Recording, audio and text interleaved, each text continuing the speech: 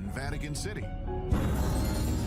Even within this facility, there are areas that are restricted, like the parchment room, holding some of the oldest and most important documents. Can scholars and researchers come here? No. Only the staff of the Vatican Archives. All your parchment are kept here? We preserve 50,000 of single parchment in this room on 2 floors. The air feels different. Is the climate controlled here? Yes, it's under control. And what is in here? Here we have the famous Templar trials. The 3 meters of parchment rolls. But we can't see it? No, it's close. There's no doubt that this repository is one of a kind, but the Vatican has not shown us evidence to prove or disprove the rumors of secret documents being stored inside the archives. So we're headed to Montauk, New York, to look for clues into claims of underground mind control and time travel experiments. And later, we're going to some of the most heavily guarded military bases in the U.S. to investigate reports that proof of alien life is stored inside. All this when Inside Secret Government Warehouses continues.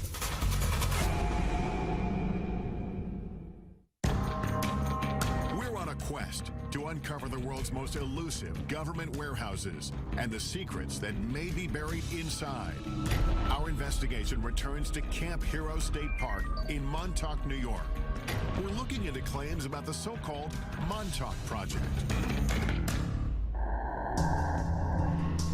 The story goes, the radar tower behind me was once the epicenter of the Montauk Project's dangerous mind control experiments, and that 9 subterranean levels beneath the tower housed top-secret technology that transported thousands of people through time and space. But do those underground facilities really exist? According to the United States government, there are no underground facilities at Montauk. Of course, you have to bear in mind that the United States government does almost certainly have many underground facilities that they don't wish to acknowledge. Author and investigator Richard Dolan has agreed to meet me at Camp Hero to take a closer look.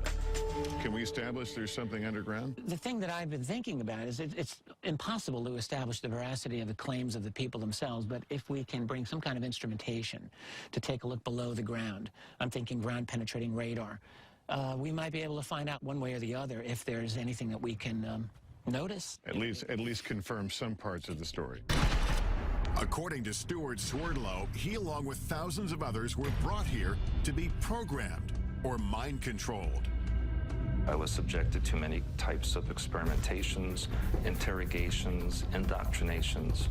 I was used in the time travel experimentation. To do this, Swerdlow says he was sequestered in facilities directly beneath the old radar tower.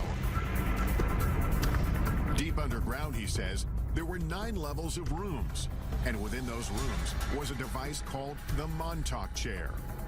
Looked kind of like a dental chair that the person would sit on. There'd be a headset that would go over them. There were huge computer banks around that location. And there would be the psychic who would be sitting in the chair and generate thoughts electromagnetically into this device, which would be amplified and stored on the computer so that it could be amplified and transmitted. But mind control wasn't the only concept being tested at Montauk, Swerdlow says. According to him, they were also experimenting with time travel and teleportation using strange technology. It's like a huge mirror frame, and in the frame there is technology that creates vibrational frequencies that can match points in time and space, and you literally walk through. And that is how they transported people from Montauk. If Swerdlow's claims are true, it would completely change the way we see the world. Up to this point, time travel and teleportation have simply been concepts explored in pop culture, in movies like The Philadelphia Experiment and Back to the Future. But were teleportation and time travel experiments like these taking place at Camp Hero? We asked the military about the existence of these experiments and underground spaces at this former base. After speaking with several different departments and officials, we still didn't get a clear answer.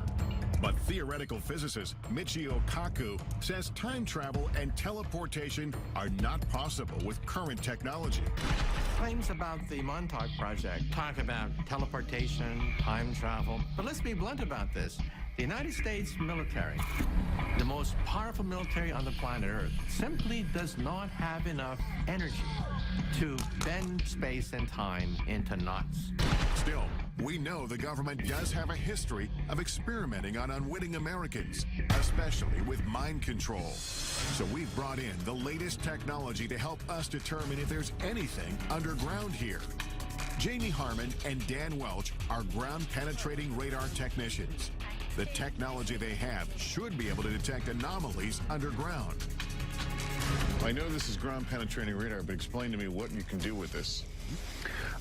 This orange box here, this is the radar pulses going down into the ground. When they meet something with a different material property like stone or something metal, we'll get a reflection which will bounce back to the surface. So if you see a man-made tunnel or something, it would show up pretty clearly on that? Mm-hmm.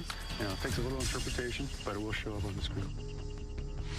Today, the area around the radar tower is completely off limits, fenced off with warning signs. The park says it's because of concerns about falling debris, but Swerdlow says otherwise. The reason there's a fence around the radar tower is because underneath there is the main part of the Montauk base. They don't want people going in there. The entrance is sealed. But the park has granted us rare access to the restricted area surrounding the radar tower, with a stern warning not to get too close to the rusting satellite dish. It's pretty strong reflection. Our time here is limited, so we decide to split into two teams. Dolan goes to do a quick pass with his Geiger counter to see if there are any anomalies around the radar tower. It's basically reading at just under 10, which is very low. When he finds nothing strange, he goes to search for potential entrances into any underground spaces. Meanwhile, our ground-penetrating radar team gets to work surveying the area beneath the tower. Turn ourselves around here. And right off the bat, we start to get some strange readings. So, yep, we're starting to see the disturbances already. This is the very beginning of what we were expecting to see for the anomaly.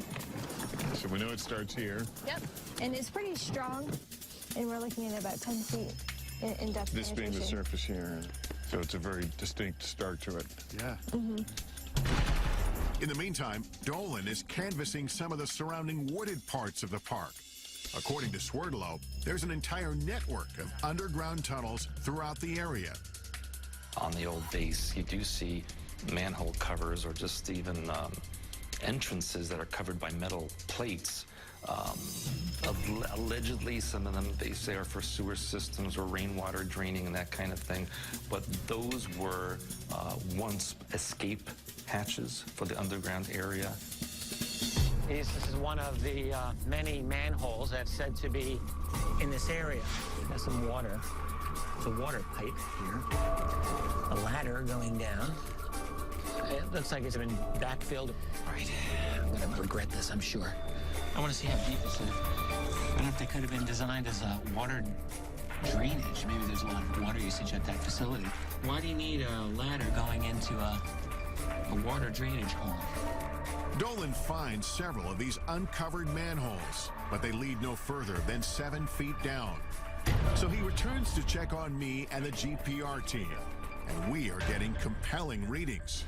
We did a number of passes right around this area here, and down about 10 feet or so, it looks like we're getting the surface of something interesting. But you're also seeing it's rather flat. Mm-hmm. It does have a nice flat surface to it. So, given this area here, the topography of this hill, how it slopes down, if something was flat, it might be more evidence that it could be, more man-made. In other words, it appeared that it could be a roof of something that even went below. Sure, could be the top of top of an underground chamber. It's the most compelling evidence. Well, it's about par for the Montauk mystery because it gives us a little bit of something, but not enough to really say yes. But here's the deal. It's about 10 feet below us, and if there are 9 levels, apparently we would only see the top level. That's correct, yeah. So there's no way of knowing what would be beyond that. the GPR technology has uncovered may be just a first step to determining if there's anything underground. But without the park's permission to start drilling, there's no way to be certain. But that doesn't mean our investigation ends here. We still have one more place to look for proof of underground facilities in the area.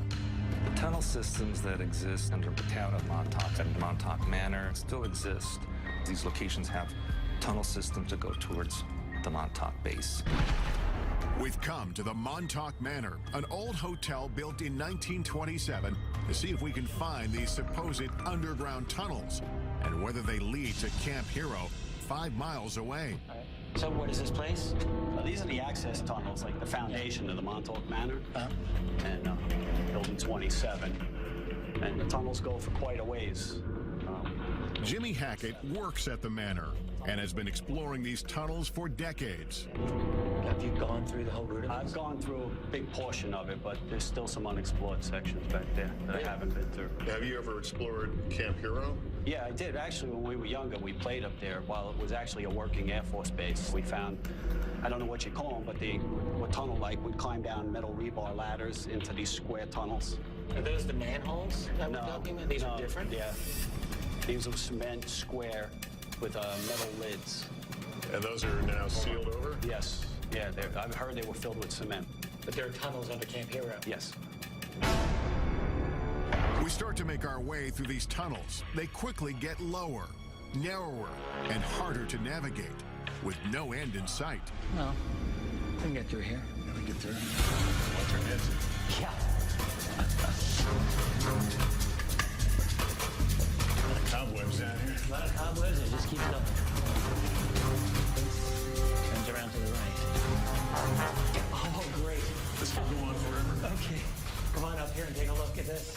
We finally get to a point where it is no longer possible for two people to keep moving forward. He's gone ahead a little bit to see exactly how far it really goes. I can't believe it goes this far. Neither of us can figure out why you would have a crawl space of this length under this building. Richard, can you hear me? My way back here.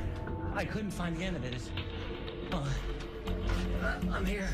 It's very, very long. And one end is a dead end, but then it branches off and it goes into several different directions. I could imagine people getting temporarily lost down there anyway. I think as far as either of us goes right now. I think so, yeah. These seemingly never-ending tunnels add another dimension to the Montauk mystery and keep the story alive. We may never know the truth about the Montauk Project or about what may have taken place here at Camp Hero. What we do know, of course, is that military bases here in the U.S. and around the world are ideal places to hide classified projects. And that's exactly where we're headed next, to two of the most secretive, heavily guarded military bases in the country. Our first stop is Wright-Patterson Air Force Base in Ohio. Could the potential evidence we uncover there prove once and for all the base has been engaged in a cover-up of alien life? He says, forget you ever seen this, forget you ever worked on it, don't talk about it. And later, we'll head for the skies in an effort to get the closest look possible at Area 51, where alien technology and life is said to be stashed away. All this when Inside Secret Government Warehouses continues.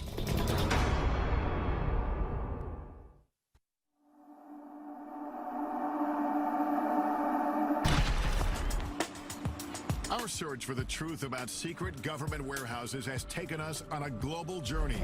We've been to Montauk, New York to explore allegations of mind control and time travel experiments underneath an abandoned military base.